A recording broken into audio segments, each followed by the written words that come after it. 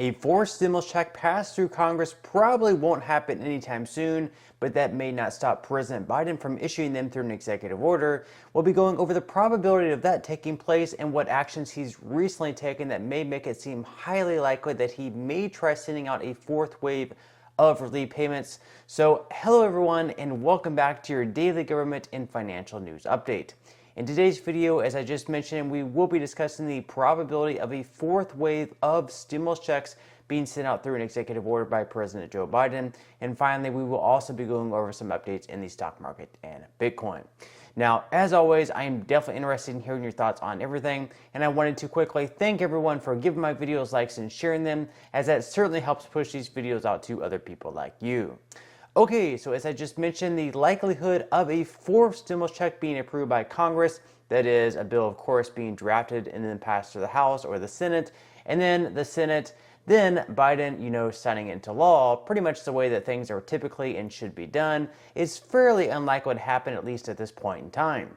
However, this cannot and will not stop President Biden from possibly sending a fourth wave of relief payments at the federal level out, and he's already done some things in the past to pretty much hint at the possibility of this happening. So back in 2014, during President Obama's reign as president, of course, Joe Biden was his VP at that time, Obama said, you know what, it really doesn't matter if Congress isn't able to pass the things that I want to get done to my desk, passing to the House, to the Senate, and then to my desk to sign into law, because pretty much at the end of the day, I've got a pen and I got a phone, so I can pretty much sign anything that I want into law without congressional approval. One of the things that I'll be emphasizing in this meeting is the fact that we are not just going to be waiting for legislation in order to make sure that we're providing Americans the kind of help that they need. I've got a pen and I've got a phone, and I can use that pen to sign executive orders and take executive actions and administrative actions that move the ball forward. Barack Obama would go on to issue 276 executive orders between 2009 and 2017. Donald Trump would then go on to average even more executive orders per year than Obama did, issuing an average of 55 per year. But President Biden, I think, is on a goal to best both of them, currently issuing 103 executive orders during his first 2 years in office. Now, one of Biden's most recent executive orders included designating over 53,000 acres of land in north central Colorado as the Camp Hill Continental Divide National Monument, which means that this land now won't be able to be used in other ways. This came after Congress hoped to pass what was known as the Colorado Outdoor Recreation and Economy Act, which failed numerous times in the Senate to get enough votes to pass. Biden said, you know what, we're going to get this done anyways with the flick of a pen. But perhaps more expensively, he recently forgave up to $20,000 worth of student loan debt, which basically is just sending people a $20,000 stimulus check. I mean, someone could have had $20,000 saved up and they were thinking like, hey, should I use this money that I've saved up with working? Should I use this money towards a brand new car? Or perhaps should I be more responsible and use the $20,000 to finish off paying my student loans? Well, with the latest executive order by President Biden to forgive $20,000 worth of debt, what that money basically went to was buying the person a brand new car. And again, the student loan forgiveness wasn't some bill passed through Congress. It didn't pass through the House. It did not pass through the Senate. It was just Joe Biden and Joe Biden alone saying, you know what, I think those who went to college who have student loan debt need some extra help. So even though nothing is getting sent to my desk to sign, I'm going to go ahead and send out anywhere between $10,000 to $20,000 worth of relief to this group of Americans. This is estimated to cost around $500 billion in total. And remember, the last batch of $1,400 stimulus checks ended up costing just under $400 billion in total. So instead of the student loan relief, he really could have just sent just about every American another $1,400 stimulus check. This would have included those receiving Social Security retirement, SSI, SSDI, RRB, and pretty much just about every other American earning, say, under $150,000 per year for joint filers. Now, of course, this recent executive order sending out up to $20,000 of relief to college students has recently been in trouble via lawsuits. Two courts actually recently struck it down, claiming that Biden did not have the authority to do so, and he most definitely did not. And now it looks like it will be appealed to the Supreme Court for a final decision. That, of course, didn't stop the Department of Education to send out an email to loan relief applicants over the past weekend, letting them know that they have been approved for up to $20,000 in relief. In the letter, they wrote, "We have sent this approval onto your loan servicer. You do not need to take any further action. Unfortunately, a number of lawsuits have been filed challenging the program, which have blocked our ability to discharge your debt at present.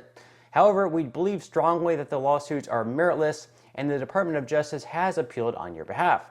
Your application is complete and approved, and we will discharge your approved debt if and when we prevail in court." So it seems like at this point in time, they are pretty confident that the Supreme Court will uphold Biden's decision to forgive the student loan debt, which could potentially pave the way to more stimulus checks being sent out to most Americans at some point in the near future. So first, let's pull up this chart real quickly, created by the Committee for a Responsible Federal Budget. In it, we can see the amounts approved to spend for administrative, legislative, and Federal Reserve actions. We can also see the amounts already spent, so we can see that between the administrative actions and the legislative actions, there's about $700 billion left over to be spent. With this amount, some are arguing the money could basically be used just to send out another relief payment, a fourth stimulus check. And like I mentioned earlier, the last relief payments ended up costing a little bit less than $400 billion. So really, the money is there to be used, and then we could potentially see checks worth up to $2,000, possibly even more, if they use the entirety of the $700 billion left over. Now, would this be legal? Does President Biden have the authority to send out a $2,000 stimulus check to most Americans without congressional approval? Certainly not. But again, that has not stopped him from sending out what was basically a stimulus check of $20,000, at least to those people who went to college and have student loan debt. Also, let's pull up a couple more polls, the first being Joe Biden's job approval. At the moment, he is currently holding an average approval rating of just 42.1%, which, let's face it, is pretty darn bad. Those numbers are not good. Now, 2024 is a long ways away. That's when he will be up for re-election if he does decide to run once again. And he still has a couple more years to turn those dismal ratings around. But if he wants to stand a chance at beating someone like Ron DeSantis, who has been quickly rising in the favorability ratings, he'll need to pull out all the stops to make this happen. Could that be perhaps signing an executive order for a $2,000 forced stimulus check? In another poll, nearly 4 in 5 voters backed the most recent $1,400 checks, with both Republicans, Democrats, and independents in support of them.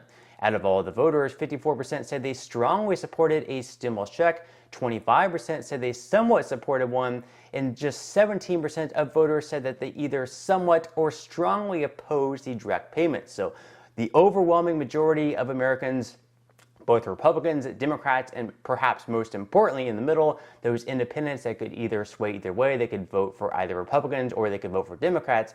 A lot of independents are in support of these stimulus checks as well. So I think in the end, President Biden could look at these numbers of independents who support these stimulus checks, because, like I said, these are pretty much going to be the voters that he has a chance at swaying. Republicans are most likely not going to vote for Joe Biden. Independents perhaps could vote for Joe Biden. So those are the real important people that he has to look at. And then from there, he might make that decision to issue the payments without congressional approval. But I am curious what all of you guys think. Do you believe that, for one, he should send out a fourth wave of payments through an executive order? And for two, how confident are you that he would even try to do so?